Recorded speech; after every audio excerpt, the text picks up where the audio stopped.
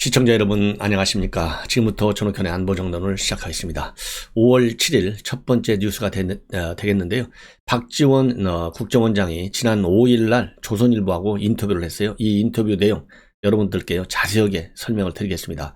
현직 국정원장이 특정 매체하고 인터뷰한다. 이거 굉장히 어려운 일인데 나름대로 많은 이 함축적 의미를 우리 국민들한테 주고 싶어하는 것 같아요.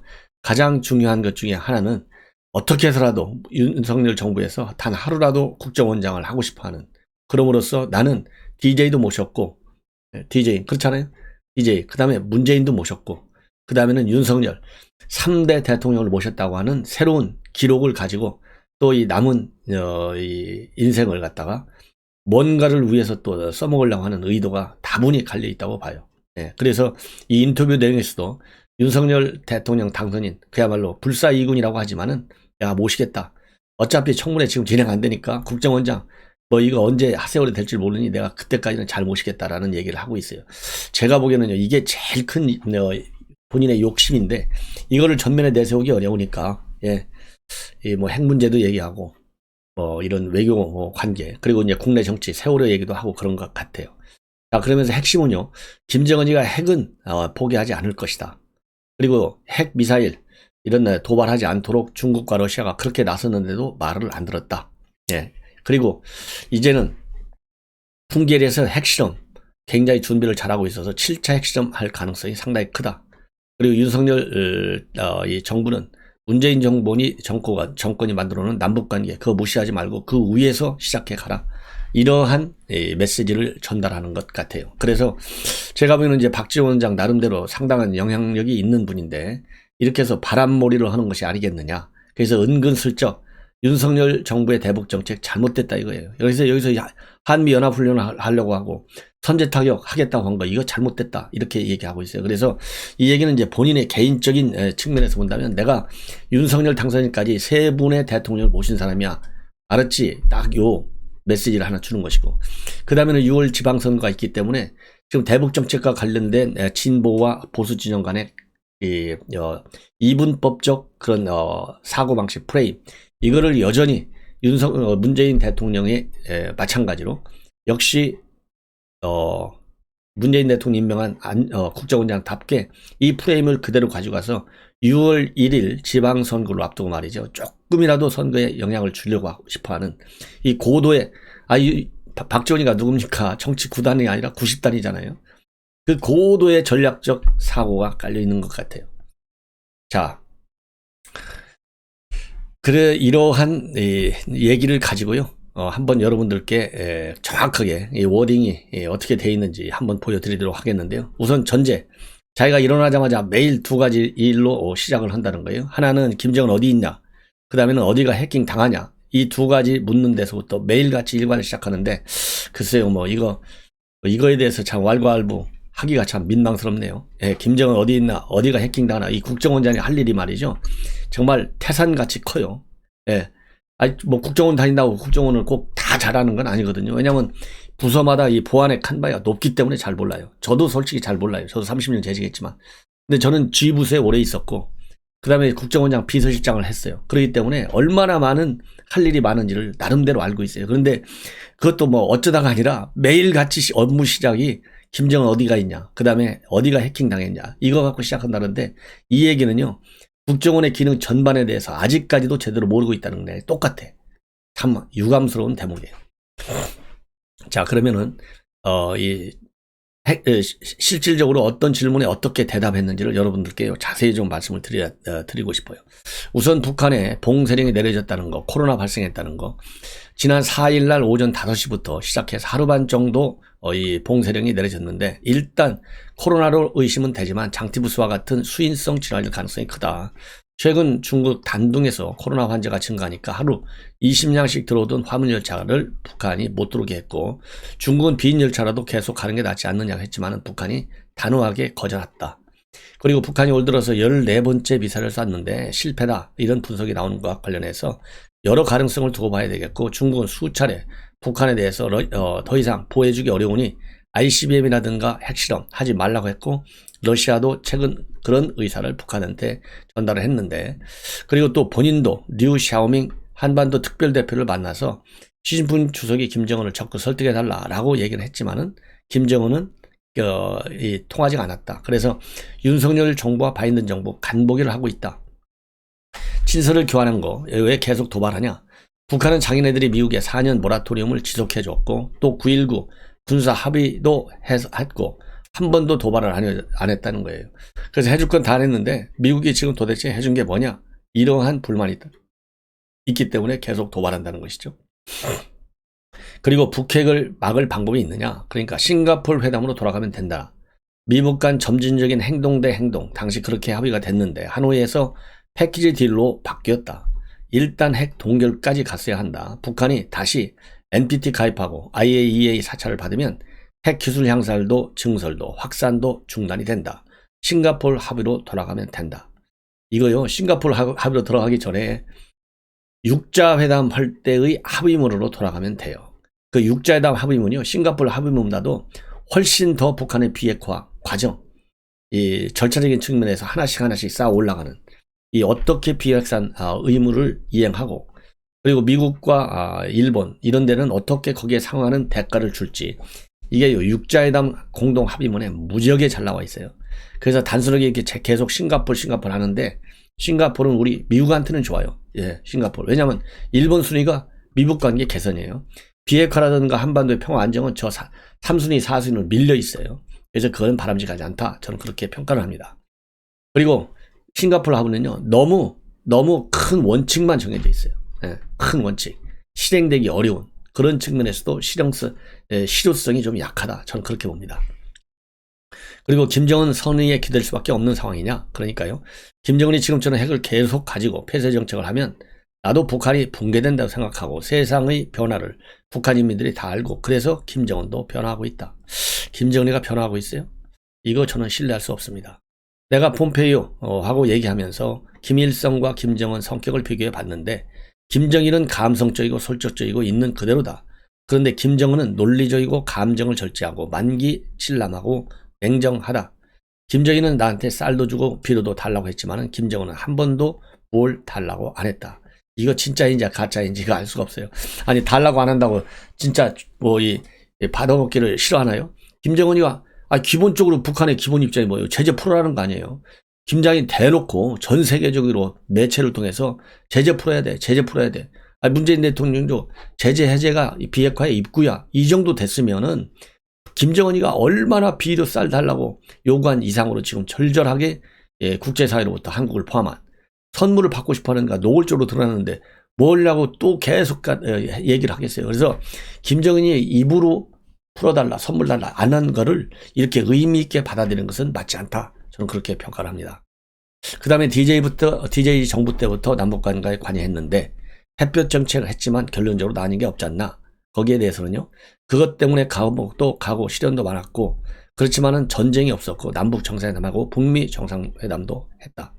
자, 그러면 전쟁이 없었다 했는데요. 자, MB 때는 뭐 연평도 포격이 있었죠. 일종의 무력 충돌이죠, 상당히. 자, 그러면 박근혜 정부 때는 전쟁이 있었습니까? 박근혜 정부 때 대화 한 번도 못 했어요? 전쟁 없었잖아요. 대한민국에서 1945년도 이후에 전쟁이 있었습니까? 없었어요. 제일 큰 무력 도발이 천안함 연평도 포격이에요. 예. 자, 그거는 그러면 그때 문재인 정권처럼 절절매고, 예? 굴종적이고 노예적인 그런 대북 정책 썼나요? 아니지 않습니까? 전쟁이 없었다. 이거 딱 트럼프한테 배운 얘기예요. 굉장히 잘못된 시각입니다. 전쟁이 지난 5년 내내 없었던 대신에 대한민국의 외교적인 기반이 얼마나 망가졌어요. 대한민국의 국격이 얼마나 훼손됐습니까? 대한민국의 대통령이 김정은의 수석 대변이라 소리, 이거 대한민국 국가 자존심, 국민적인 자존심을 완전히 망가뜨린 거예요. 그래서 전쟁이 없었는데, 응? 그리고 정상회담 했는데 무슨 소리냐? 이거 지극히 정략적 발상이다. 이런 사람이 국정원장을 했으니 참 국가 안보의 미래가 보입니까? 자, 그 다음에 반면에 북한의 핵미사일 능력은 고도화됐다. 그러니까요, 뭐라고 얘기하고 있냐? 목소리를 높였대. 이 대목에서 열받는데 이중기준을 대면 안 된다. 우리도 문재인 정부에서 엄청난 국방력 강화가 있었다. 시간은 절대적으로 북한 편이다. 북한 핵기술은 향상되고 시설은 증설되고 확산은 이루어질 것이다. 어떻게든 막아야 한다. 이명박 박근혜도 이 후보 때 북한에 심한 얘기를 했지만은 결국 남북 대화를 시도했다. 윤석열 정부도 그렇게 해야 한다. 결국 바뀔 것이다. 아니 윤석열 정부가요 대화 안 한다고 한 적 한 번도 없어요. 자 바이든 정부가 대화 안 한다고 한 적 한 번도 없어요. 과거의 부시 행정부 대화 안 한다고 한 적 한 번도 없어요. 오바마 마찬가지. 역대 미국 정부들 대화 안 한다고 한 정권이 없고 대한민국의 보수 정부 대화 안 한다고 한 적이 한 번도 없어요. 예. 자 YS 때는 어떻게 했어요? 강릉으로 강릉 도발했잖아요. 무장 공비 강릉. 여러분들 기억하시죠? 예. 자 그래서 대화를 안 한 것은 북한이고요. 모든 대한민국의 정부는 대화를 문을 열어놨어요. 윤석열 정부도 마찬가지예요.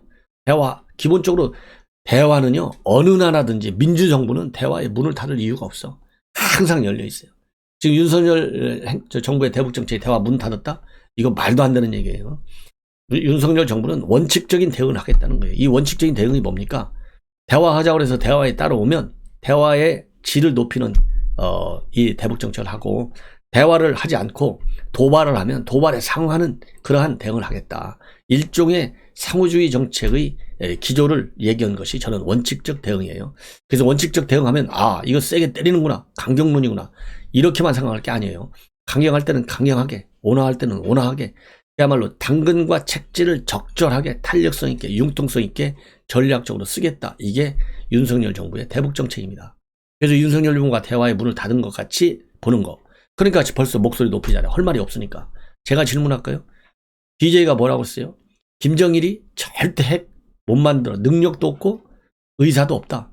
만약에 김정일이가 핵을 만들면 내가 책임지겠다. 그거 여러분들 네이버 검색해보세요. 다 나와요. 그거 이루어졌어요? DJ 때부터 핵을 노골적으로 만들기 시작한 거예요. 왜? 막 퍼졌잖아요. 퍼주는데 걸려드는 사람이 박지원 아니에요. 5억 불짜리 선물. 5억 불 정상회담 주고 돈을 산 거예요. 그 당시에. 네. 그러니까 감옥 갔잖아요.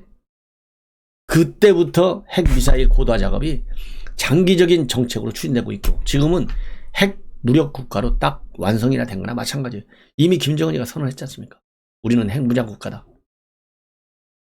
그래서 이제 마무리 작업, 핵 무기 소형화 이 과제를 마지막 남은 1%를 완성시키기 위해서 7차 핵실험을 하겠다는 거 아니겠습니까? 지금 화난다고 목소리 높인다고 박지원 말이 맞아요. 이렇게 생각할 사람 하나도 없어요. 미안한 얘기지만. 자, 바이든 방한한다. 미국은 우리에게 우크라이나 무기 공급을 요구할 것이다. 하지만 러시아와 경제 관계를 생각하면 줄 수가 없다. 지금까지 우크라이나에 1억 달러가량 지원했는데 바이든 대통령 오기 전에 새 정부에서 먼저 1억 달러 추가 지원을 발표하고 무기 공급은 안 해야 한다.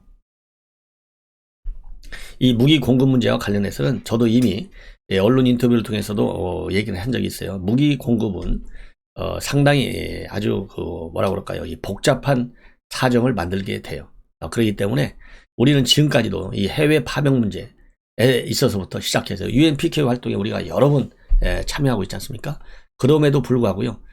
이 전투 행위에는 우리 대한민국이 파병하는 군인들이 절대 참여하지 않아요. 국제사회가 굉장히 비판이 많아. 그럼에도 불구하고 지원금, 의료 지원이라든가 재정 지원이라든가 이 재건 지원이라든가 이런 비군사 부분에서의 PK 활동에 참여하고 있어요. 그거하고 큰 틀에서 보면 무기 공급이 어렵다라고 하는 것을 충분히 이해할 수가 있어요. 그리고 대일관계. 스가 전 총리를 만났을 때 외교라인에서 강제징용, 위안부 문제 등의 거의 의견이 하나로 도달이 됐는데 우리는 통 큰 양보를 할 준비가 돼 있었고 내가 스가에게 소탐 대실하지 말고 두 정상이 만나라. 돈 배상금까지 누가 내면 어떠냐는 얘기까지 했는데 결국 못하더라. 요즘 사이버 안보 중요성이 커졌다. 이 문제에 관해서는요.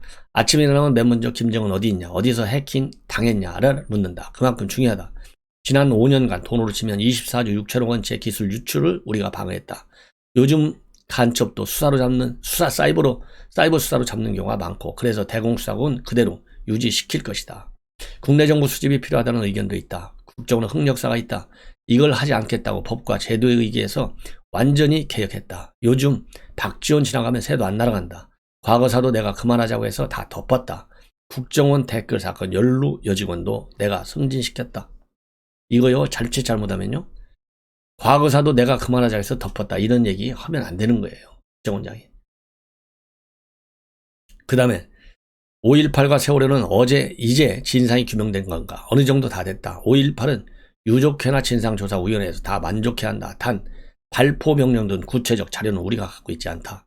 세월호도 사참위가 자료 22만 건의 원문을 열람했지만 세월호 소유주가 국정원이다. 강정마을로 가는 철근을 실었다. 미국과 무슨 협력을 했다. 이런 부분이 전혀 나오지 않았다. 나올 것은 거의 다 나왔다.